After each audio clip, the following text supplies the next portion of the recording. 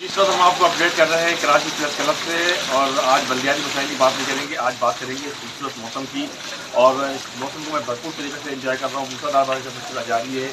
कराची ज़िला जून के अंदर वाक़ है ये मेरा प्रेस क्लब।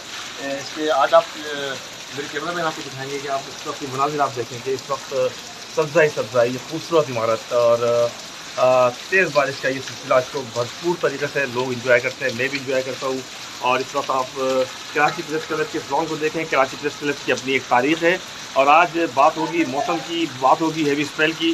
तो इस वक्त मैं इस बारिश को भरपूर तरीके से इंजॉय कर रहा हूँ। मैं इस वक्त इस मौसम को मैं किस तरह आपको बयान करूँ। आज तो खुशी जब अंदर से निकलती है, शहर में जब घूमता करता हूँ तो गंदा बरसाती पानी, नालों का पानी जो है वो एक फीट हमारे पैर से लेके घुटनों तक जो है गंदा कर देता है। तब हम आज कराची प्रेस क्लब पर देखें, कराची प्रेस क्लब की मैनेजमेंट किस तरह इस क्लब को मेंटेन रखती है।